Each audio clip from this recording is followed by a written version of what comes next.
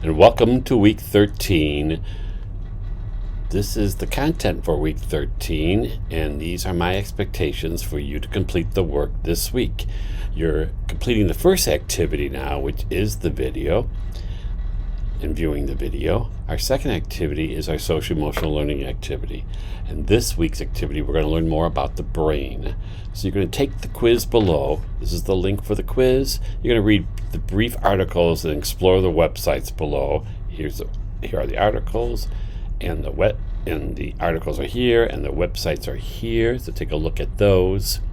And what you're going to do is create a short and brief video of yourself teaching the hand model of the brain and the workings of the brain. Your video should be less than 5 minutes at the most. It could be 2 or 3 minutes. It shouldn't take that long. And it is a selfie. You're going to post your selfie video in this Dropbox. So if you need to know more about the hand model of the brain, Dr. Siegel here will walk you through that. And then again, here is an article, or at least the steps to better understand how we use the hand model of our hand model for our brain. This week we're talking a little bit about historical fiction as well. So you're going to view the following videos of the children's authors. What makes these authors so passionate about historical fiction? What ignites this passion within these authors to write historical fiction? And what do they have to offer future writers or readers of historical fiction? Please make sure you reference both articles. The two different award-winning authors for historical fiction. You're going to post your responses to those questions in this week's Dropbox. The last activity is a choice activity. You can pick A, B, or C. You can do all 3 for extra credit, or you can do 2 for extra credit. It's up to you. You do not need to do the extra credit, but you do need to pick one of these. So the first activity that you can choose from is to go to our library databases and research one article on historical fiction and children's literature. It can be in young adult literature, it can be in upper elementary, middle school, or you can any children's literature. I'd like it to be children's literature. So you're going to find the article, you're going to read the article, and then you're going to link the article to this Dropbox and provide 5 takeaways. That's information that you have gleaned from this article about historical fiction. That's one activity. The second activity is to create an annotated bibliography of 10 historical fiction books, picture or chapter books.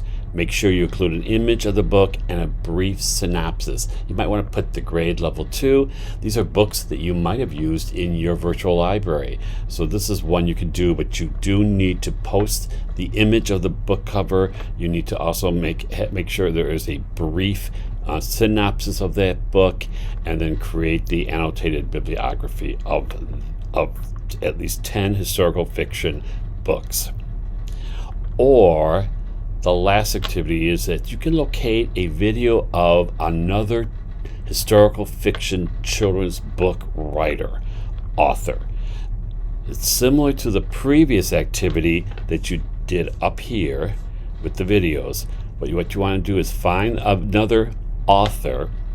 You're going to respond to the questions just like you did in the previous question, but you're going to create an additional question of what you might want to ask the author that comes to mind after you've watched the video. So make sure you post the link to the video, or post the video here, and also make sure you respond to the questions like you did in previous and ask one additional question. Again, you can do all 3, you can do 2 of them, or just one. If you do all 3 or 2 of them, you'll get extra credit. That's the work for this week. Some reminders. Week 13, which is this week, the AI, artificial intelligence tool for teachers, and an analysis of that tool is required as your major assignment. I have posted the AI tools. There are, I think, like 9 of them in that folder for the AI assignment, and you're to pick one of those and actually create some instruction that you would do with students, that you would actually instruct students using AI. Not what the students would use as AI, but you creating some instructional tool using AI. Don't forget, week 14, your self-selected virtual libraries due.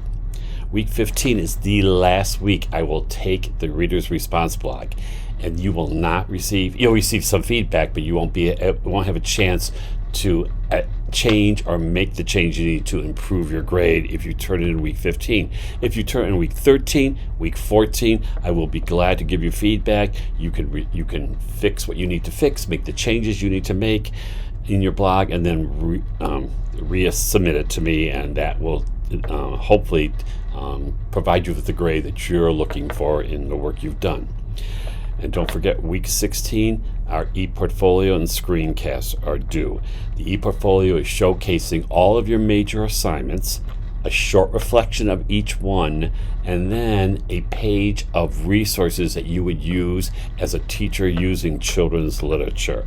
It can be resources from Blackboard, it can be resources you've been saving, it can be website links, there's a variety of things. It can include our social emotional learning resources that I provided here. There's just a whole variety, but I would like to see resources that you are starting to think about in conjunction with children's literature. And then your screencast is not of you, it's not a selfie of you, it is a screencast of your ePortfolio, and you're going to respond to 3 questions. Those questions are: which assignment best shows you as a teacher using children's literature? Which assignment was the most challenging for you and why? And which was your favorite? Now, it could be the most challenging, it could be the one that best represents you as a classroom teacher, or it could be a different assignment.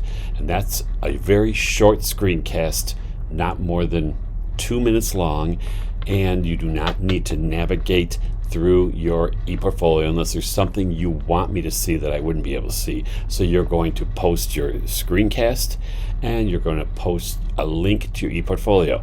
You need to remember to make sure that when you publish your ePortfolio, you open it to the public, not just to people at University of Laverne. I know that sounds a little nerve-wracking, but once I graded it and you receive your grade, you can then go back to posting it privately. But it won't work for some reason. I won't be able to see it if you publish it just to University of Laverne. It doesn't make sense to me, but in the past, that's my experience. We'll talk more about that. You do not have to create a screencast if you're planning to present in our last class. And we'll talk more about that when I see you in class. Otherwise, I'll see you online this week. Have a great week and have a nice Thanksgiving, if you celebrate Thanksgiving.